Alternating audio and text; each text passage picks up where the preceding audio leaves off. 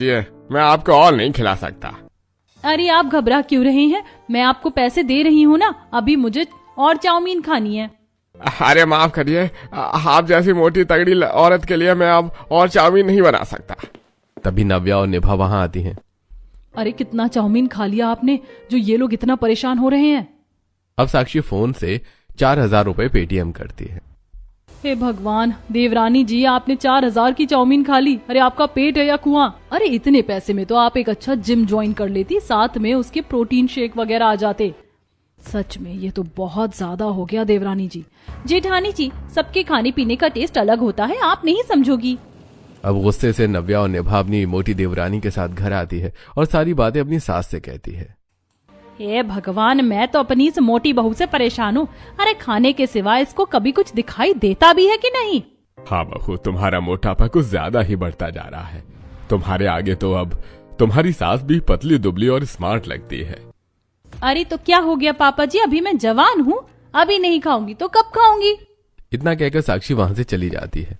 इसी तरह कुछ हफ्ते गुजरते हैं और एक दिन रजनी के घर में रिश्तेदारों की तरफ से एक पार्टी का इनविटेशन आता है। सभी लोग पार्टी के लिए रेडी हो जाते हैं। वहीं साक्षी जो अपने कमरे में लहंगा पहनने की कोशिश तो कर रही होती है, लेकिन लहंगा उसको फिट ही नहीं आ रहा होता। तभी कमरे में निभा और नव्या आती हैं। अरे जेठानी जी, आप अच्छा हुआ आप आ गई। देखिए ना, ये लहंगा मुझे फिट ही नहीं बैठ रहा है। देवरानी जी, ये तो होगा ही ना, क्योंकि ये ड्रेस आपके साइज से बहुत छोटी है। मुझे तो लगता है इसे सुई धागे से टांकना पड़ेगा। अब निभा सुई धागे से लहंगे की साइड सिलाई करती है और फिर ब्लाउज के हुक के पास भी कुछ टांके लगाती है। चलिए देवरानी जी, हो गया। अब पूरा परिवार पार्टी में आता है, जहां पार्टी में आए लोग निभा नव्या का पतला दुबला सेक्सी फिगर देखकर, रजनी तुम्हारी ये दोनों बड़ी बहू तो बहुत खूबसूरत है, इनकी कमर देखो कितनी सुंदर है। हाँ बहू, तुम्हारी फिटनेस का राज क्या है? कुछ नहीं, बस बाहर का कुछ भी मत खाइए और एक्सरसाइज, जिम, ये तो मोस्ट इम्पोर्टेंट है। हाँ, ये कुछ छोटी मोटी चीज फॉलो करने से हमारी तरह आप भी पतली दुबली और सेक्सी भी हो जाएंगी। अब जहां पार्टी में आई औरतें निभा और नव्या की तारीफ कर रही होती हैं, वहीं दूसरी तरफ साक्षी फूड सेक्शन के पास खड़ी होकर सारा खाना सफाचट कर रही होती है। अरे मैडम, सारी नान और शाही पनीर खत्म हो गई है, अब और कितना खाएंगे आप? एक नान अभी मैं और खाऊंगी, मेरा अभी पेट नहीं भरा। अब नान और शाही पनीर खाकर साक्षी चाउमीन और गोलगप्पे खाने आती है और वहां पर भी साक्षी सारी चाउमीन और सारी गोलगप्पे एक बार में ठूस जाती है। अरे भाई, ये किसके साथ है? कौन है इनके परिवार का सदस्य? इन्हें भाई लेकर जाओ, नहीं तो ये सारा जंक फूड अकेले ही खा जाएंगी। अब पार्टी को ऑर्गेनाइज करने वाली महिमा वहां आती है।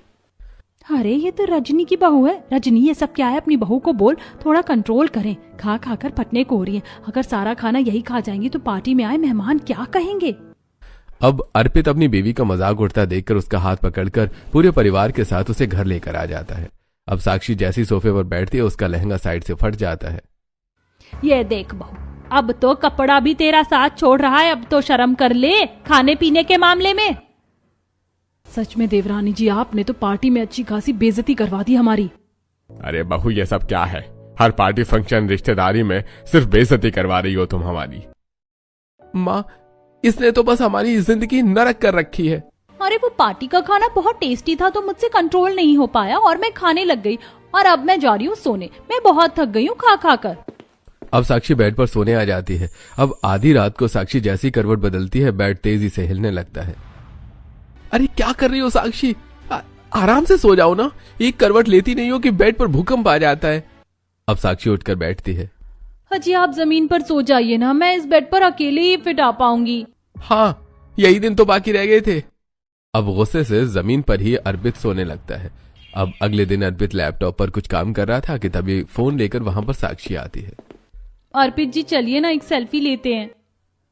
नो थैंक्स, जाकर अपना काम करो। वैसे भी तुम्हारे साथ सेल्फी लेकर क्या ही फायदा है, पूरे स्क्रीन पर तो तुम ही समा जाओगी। अब मुंह लटकाकर साक्षी वहां से चली जाती है। अब दिन पर दिन साक्षी का मोटापा बढ़ता ही जाता है। तभी एक दिन साक्षी जैसी खाने की टेबल पर बैठती है, कुर्सी बीच से ही टूट जाती है और वो जमीन पर गिर जाती है। हाय रब्बा, मेरी कमर टूट गई। अब रजनी जैसे तैसे करके अपनी बहू को उठाती है।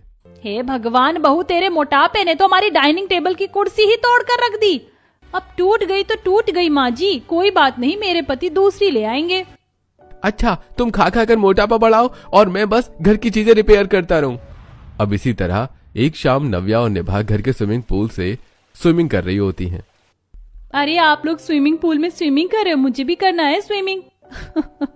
आप स्विमिंग करोगे? आपने अपना मोटापा देखा है? अरे आप जैसी भारी चीज अगर स्विमिंग पूल में गई ना तो स्विमिंग का सारा पानी बाहर आ जाएगा और आप अकेली जमीन पर पड़ी हुई नजर आओगी। सही कहा। अब साक्षी गुस्से से, ऐसा कुछ नहीं है, रुकिए मैं अभी आपको स्विमिंग करके दिखाती हूँ। अब साक्षी जैसे ही स्विमिंग पूल में कूदती है, स्विमिंग पूल का पानी सच में बाहर आ जाता है और वो धड़ाम से स्विमिंग पूल के फर्श पर जाकर गिरती है। हाय रब्बा मेरी तो कमर टूट गई, कोई मुझे बाहर निकालो। अब दोनों ही पतली जेठानियां अपनी मोटी देवरानी को स्विमिंग पूल की सीढ़ियों से हाथ पकड़कर उसे बाहर निकालती हैं। देख लिया नतीजा?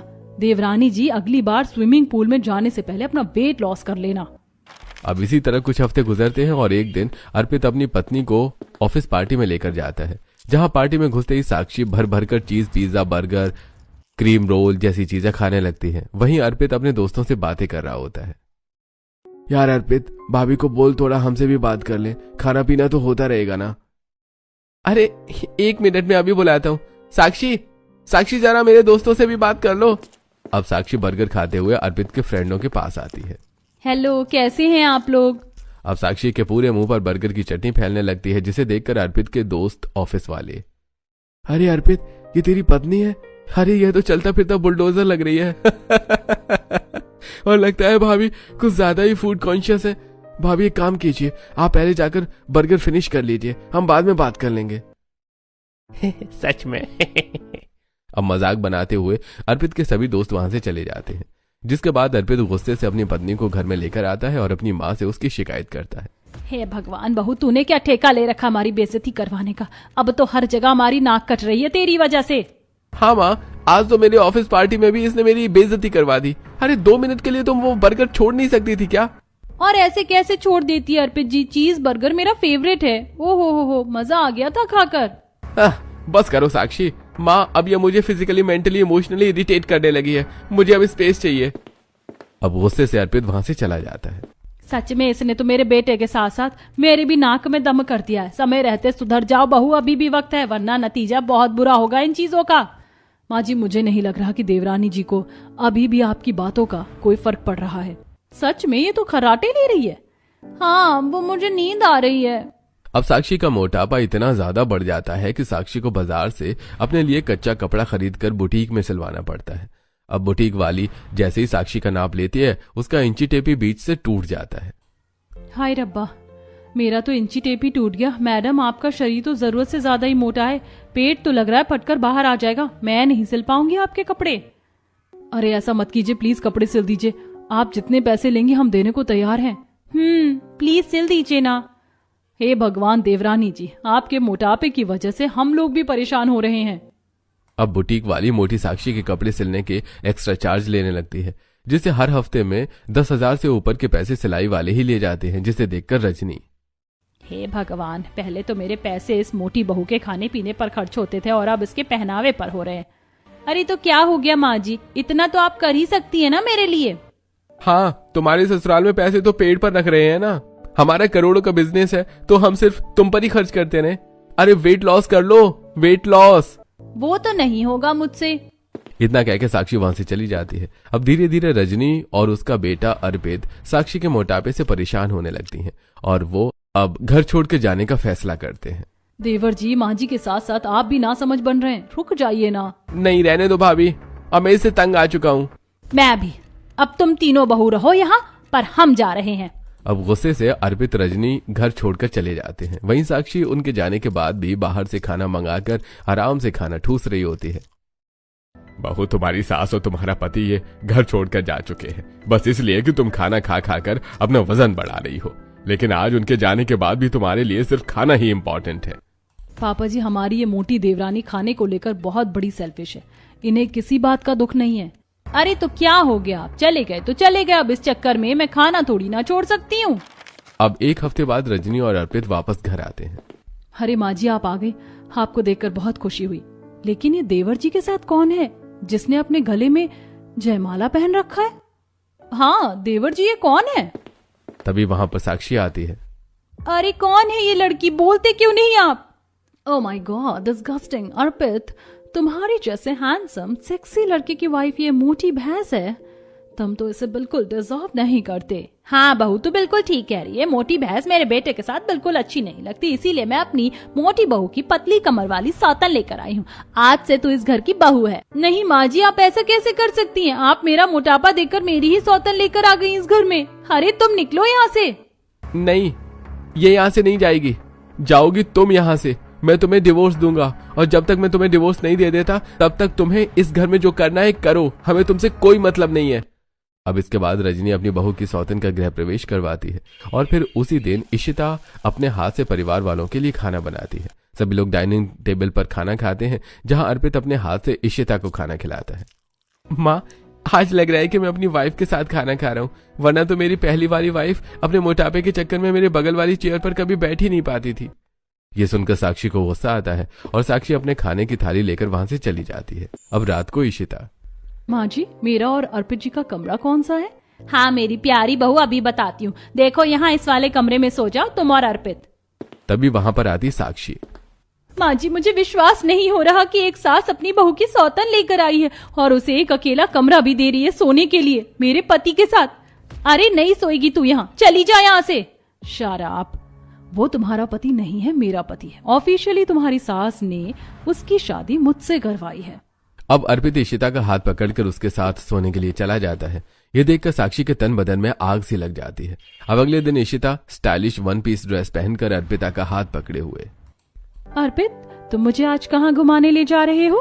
इशिता माय डियर वाइफ, तुम कितनी सेक्सी लग रही हो इन कपड़ों में। वैसे आज मैं तुम्हें पहले मूवी दिखाने ले जाऊंगा, उसके बाद हम शॉपिंग करेंगे। अच्छा, तो अब मेरी ये पतली कमर वाली सौतन तुम्हारे साथ बाहर जाकर रंगरलियां भी मनाएगी। मुझे तो आप कभी नहीं ले गए कहीं बाहर। झूठ क्यों कह रही हो? कितनी बार तो लेकर गया हूँ, पर हर जगह तुमने बस मेरी बेइज्जती करवाई है। सच में बेइज्जती तो करवाई है इन्होंने, नो डाउट। वैसे इशिता, तुम बहुत अच्छी लग रही हो। I love your dressing sense. Me too, figure भी काफी अच्छा है। अब इशिता इतराते हुए अर्पित के साथ मूवी देखने जाती है। अब मूवी के बाद एक मॉल में इशिता ढेर सारे वेस्टर्न कपड़ों की शॉपिंग भी करती है। अब रात 2 बजे इशिता और अर्पित घर आते हैं और साक्षी सोफे पर बैठी होती है। अच्छा, तो आ गए आप दोनों। वैसे भर भर कर पैसा खर्च कराया है तुमने मेरे पति का। अर्पित डियर, हनी, ये इतना क्यों बोलती है? छोड़ो ना, तुम क्यों इसकी बात को सुनती हो। चलो हम स्विमिंग पूल में स्विमिंग करके आते हैं। नाइट में स्विमिंग करने से तुम्हारा स्ट्रेस थोड़ा कम हो जाएगा। अब इशिता स्विमिंग ड्रेस में अर्पित के साथ स्विमिंग करती है। अर्पित इशिता की पतली कमर को पकड़कर, इशिता, ये मोमेंट में फर्स्ट टाइम तुम्हारे साथ ही एंजॉय कर पा रहा हूँ। वाइफ ने तो कभी अपनी पतली कमर का सुख मुझे दिया ही नहीं। वहीं टेरेस से साक्षी ये सब देख रही होती है और उसकी आंखों में आंसू आ जाते हैं। हे भगवान, मुझे विश्वास नहीं हो रहा कि मेरी खुद की सास मेरा घर तोड़ रही है। अब ये सब देख देख कर कुछ ही दिन में साक्षी बहुत इरिटेट हो जाती है और फिर एक दिन साक्षी इशिता का हाथ मोड़कर गुस्से से कहती है, क्यों कर रही है तू ये सब? चली क्यों नहीं जाती मेरे घर से? मैं सब समझती हूँ कि तू कैसे अपना फिगर दिखाकर मेरे पति को कंट्रोल कर रही है। अर्पित, माँ जी, पापा जी, बचाइए मुझे। अब फौरन वहां रजनी आती है और अपनी बहू को धक्का देती है। अरे तेरी हिम्मत कैसे हुई मेरी पतली दुबली बहू पर शासन करने की? मैं इसे इस घर में अपनी खुशी से लेकर आई हूँ। खबरदार जो तूने इसे कुछ भी कहने की कोशिश की तो। अब इसके बाद अगले दिन नव्या और निभा इशिता के साथ मिलकर एक जैसी ब्लैक कलर की खूबसूरत ड्रेस पहनकर रील बना रही होती हैं। हाय रब्बा, कितनी सुंदर लग रही मेरी तीनों ही बहू, जिनकी पतली पतली कमर है। सच में माँ, आप हमारी मोटी देवरानी की जो ये पतली कमर वाली सौतन लेकर आई है ना, ये सच में बहुत खूबसूरत है। हाँ सच में खूबसूरत तो है ये। और देखो, इनके साथ एक जैसे कपड़े पहनने में भी कितना मजा आ रहा है। हमारा सपना था कि हम ये अपनी एक्स देवरानी के साथ करें, लेकिन हमारी एक्स देवरानी ठहरी इतनी मोटी कि उनके नाप का कोई कपड़ा ही नहीं मिलता था। अब ये सुनकर साक्षी को बहुत बुरा लगता है और वो आज अंदर से टूट सी जाती है। अब साक्षी कमरे में आकर खुद से, इन लोगों को बहुत घमंड है ना अपनी पतली कमर का। और आज तो माँ जी के साथ साथ मेरी जेठानियां भी मेरी सौतन के साथ खुशियां मना रही है। लेकिन देखना, अब मैं इन्हें बताऊंगी कि पतली कमर होती क्या है। अब साक्षी खुद पर काम करने का फैसला करती है और अगले ही दिन से सबके सोकर उठने से पहले ही साक्षी छत पर जाकर कुछ एक्सरसाइज करती है, फिर पार्क में जाकर जॉगिंग करती है, फिर ब्रेकफास्ट के टाइम पर साक्षी सबसे छुपा कर सिर्फ हल्का जूस पीती है। अब शाम को साक्षी घर से बाहर जा रही होती है। कहाँ जा रही हो तुम? कहाँ जाएंगी ये मम्मी जी? मुझे तो लगता है बाहर कुछ तला भुना खाने ही जा रही होंगी। हाँ बिल्कुल सही कहा आपने, मैं बाहर का तला भुना खाने ही जा रही हूँ। अब साक्षी घर से निकलकर सीधा जिम में जाती है और वहां पर